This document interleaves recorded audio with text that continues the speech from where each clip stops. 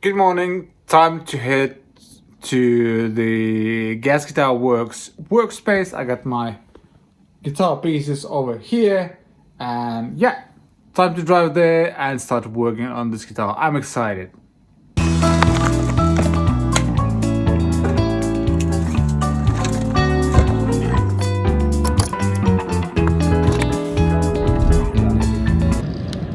All right, I'm driving to Gas Guitar Works place. It's nice and chilly, minus 10.5 Celsius.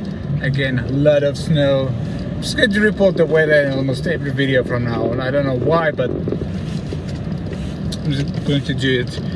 And yeah, I'm really excited to start working on the Jazzmaster again. I mean, it's been over a year since I've done anything to it. So I think what we'll probably have to do first is actually take a look at like what is the next step, like what are the things that I need to start doing next. And I'm also interested to see what I'll be doing, like everything manually, because like at the kind of a guitar building course, the tools that we have available aren't the best because they're also shared, and like sometimes you have to wait for a certain tool for 20 minutes or something. You're just standing there waiting.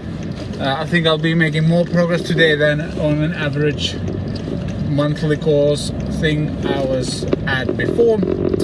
And also, I don't know, Pekka has some more modern tools. He even has like a small CNC machine. We'll see if we actually have some use with that as well.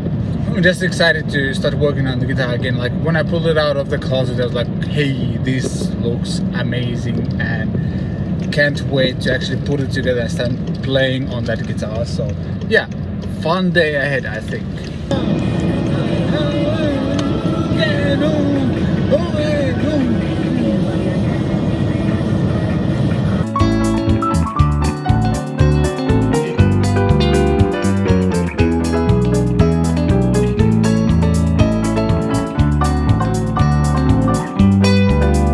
Alright, we've arrived to the workshop, or I have arrived to the workshop. This is the guitar body, there's the neck.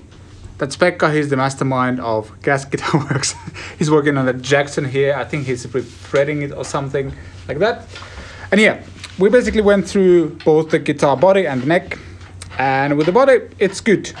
It's good to go. We'll probably like try some super glue and stuff like that to fill out these holes so that as white. I'll try not to get reflections on it.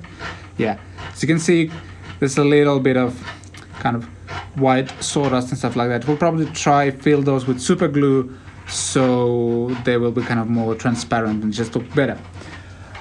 With the neck, this turned out to be a way bigger operation than I thought, because the frets are not right, like they're not properly spaced. I'll see if I can demonstrate with this one. Like there's the knot, it's the first thread, let's move it like this.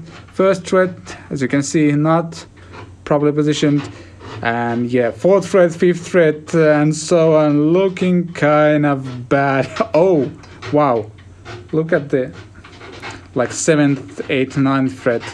That's not going to intonate well.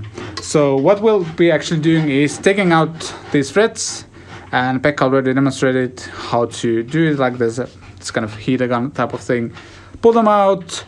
Then we'll actually use a CNC machine and kind of do a new surface over here, and we'll do a separate maple fretboard that we'll be adding on top of this.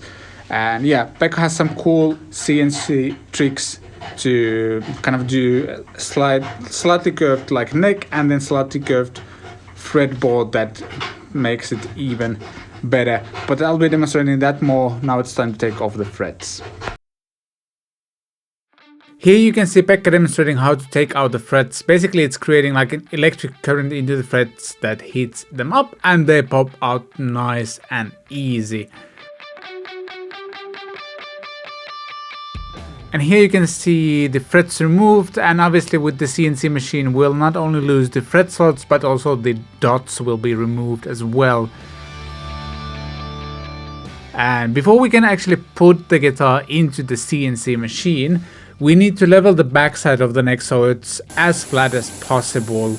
And we actually had a little bit of trouble with the truss rod inside the neck as well. Like, it hadn't been used for over a year, and we almost feared that it's broken inside or it just wouldn't move, but after a few turns it started to work just fine. So we put the neck as straight as possible and started by leveling the back of the neck so it will align nicely to the CNC machine.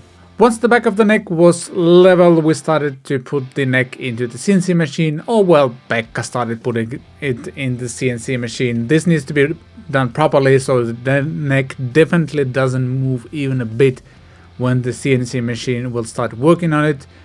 Here you can also see how we are adjusting the center line. Basically, we kind of run the simulation so it moves from one side to the other and make sure that it's centered everywhere. Though we don't actually like center the blade, but one of the edges of the blade needs to kind of hit the center line. So that's what we're doing here. And yeah, we just double and triple check the alignment, and once it's aligned, we actually switch to the correct blade that will do the actual cutting. And then we'll give the CNC machine the starting point for the program. Obviously, Pekka has pre-programmed the curved surface we're going for, and then we're selecting the correct program and run a simulation that you can see on the screen as well of what the machine will actually do.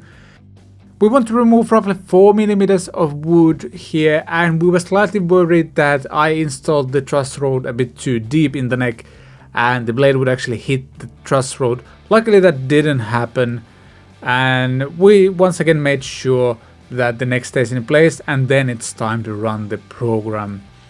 At first it's really fun and almost like therapeutic to watch the machine work on the neck, but then you realize it's taking like little tiny pieces at a time, and the whole thing is actually going to last for like 30 minutes.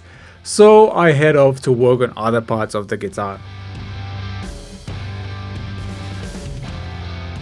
I started cleaning the small holes on the guitar body. I started with compressed air, and after working on them a little bit, I realized that some of the epoxy that I used to fill the holes in the guitar hasn't actually dried properly yet. It might never dry, I'm not sure about that, but it doesn't really matter. Pekka luckily had this amber tinted super glue which worked great on these small holes, and it actually added some color to the epoxy as well, so it doesn't look as white. And I need to do a few more rounds of that glue later as well, once it's properly dried and all of the patchwork, so to speak, is leveled out. As I mentioned, the CNC machine took its time to work on the neck, but at last it was finished. And look at the amount of sawdust it created. The back of the neck is now nice and flat, and look at that nicely curved surface on the other side. Looks amazing. Then it was time to work on the fretboard, and once again we're putting the CNC machine to work, and we're using a maple fretboard on the maple neck because originally I was going for a maple neck with a maple fretboard. And again we're aligning the fretboard to the machine, and there's just something really satisfying watching the machine slowly do its work, and it's doing it really well and precise. It just takes time. And once the two pieces are ready, the neck and the fretboard that is, we can actually see how they align, and look at that. That's going to create an amazing glue surface for the fretboard and the neck. And according to Pekka, this not only increases the neck stiffness but actually improves the resonance as well. And having tried a bunch of his guitars, I definitely believe him. Since I personally have zero experience gluing a curved fretboard to a curved neck, I kindly asked Pekka to do it for me so we get it right. And once the neck was glued to the fretboard, or fretboard was glued to the neck, depends on your point of view, I moved on working on the pickguard for my guitar. Pekka happened to have a Jazzmaster template for the pickguard, and I started by gluing it to my pickguard using double-sided tape. Then I used a bandsaw to cut out most of the pickguard and tried to be really careful not to cut into Pekka's template. Then I drilled most of the holes for the pickguard using the same template. And then I used this special kind of rounded drill that basically helped me to round out the holes for the pickguard I just glued, so the 3-ply pickguard thing would be more visible, and the screws I'll use to attach the pickguard will kind of lie flat on the surface of the pickguard itself. Then it was time to use a similar kind of angled blade on the table router and go around the edges of the pickguard to really show the 3-plyness of it, if you will. And cutting plastic like this is a bit annoying to clean, by the way. It's kind of super electric and it's difficult to vacuum clean. Let's put it that way. At this point we also noticed that the template I used to drill the pick cavities for the guitar body was a bit off pickup placement wise. The pickup cavities on my guitar were about 1 centimeter, maybe a bit less off than on the Jazzmaster template we were using. Luckily this wasn't a big issue, we just made some measuring adjustments and I was able to use the table router again to do the pickup holes for the guitar. This will probably affect the sounds of the guitar a little bit since the pickups will be a tiny bit more towards the bridge, but I don't think the difference will be that drastic. And here you can see the pickguard, it's now done. It's been over a year since I attended the guitar building course the last time, and I remember someone offering me this black goo type of thing that was supposed to kind of do the electronic shielding of the body. But even after a year, that stuff still hadn't dried. So we just decided to remove the black stuff and do proper shielding it instead, and actually removing that black thing took quite a while. Once I got it out, I started adding proper copper tape to do shielding the way it's supposed to do.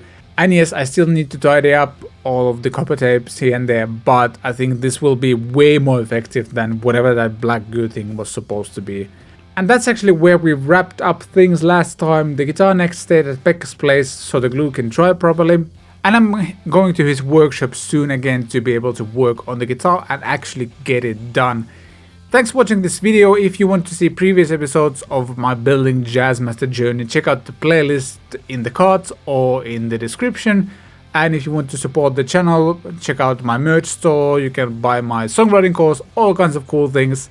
And if you haven't subscribed yet but made it until the end of the video and enjoyed the content, please consider subscribing as well. That would help a lot. But that wraps up this video. Let's enjoy the sounds of the CNC machine for the next 20 seconds. Thanks for watching. See you next time.